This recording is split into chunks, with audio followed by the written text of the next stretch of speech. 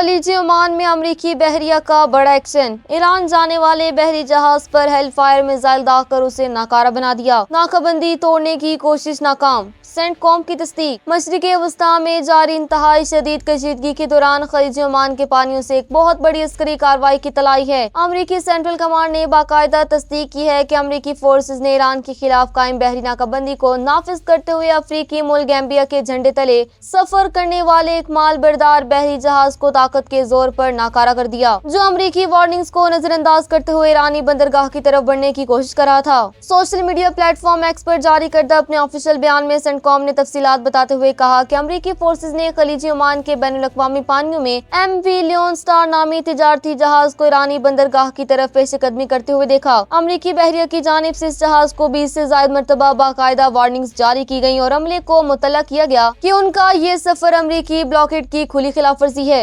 लेकिन जहाज के अमले ने इन तमाम इंतबाहात को अक्सर नजरअंदाज करते हुए अपना सफर जारी रखा। सेंटकॉम के मुताबिक जहाज के अमले की मुसलसल नाफरमानी और जिद के बाद अमरीकी जंगी तैयारे ने एक बड़ा एक्शन लिया और इस तिजारती जहाज के इंजन रूम को निशाना बनाते हुए एक इंतहाई दुरुस्त निशाना लगाने वाला हेल फायर मिसाइल दाग दिया। मिसाइल लगने से इंजन रूम मुकम्मल तबाह हो गया, जिसके बाद ये जहाज वहीं समुद्र में मफलूज होकर रह गया और अब ये ईरान जाने के काबिल नहीं रहा। अमरीकी कमांड ने मजीद वाज़ेह किया कि ईरान पर मुआशी अस्करी दबाव बरकरार रखने के लिए इस बहरी नाकाबंदी को सख्ती से नाफिज किया जा रहा है और अमरीकी अफवाज अब तक नाकाबंदी की खिलाफ वर्जी करने वाले 5 तिजारती जहाजों को इसी तरह नाकारा बना चुकी हैं, जबकि 116 जहाजों का रुख जबरदस्ती मोड़कर उन्हें वापस भेजा जा चुका है।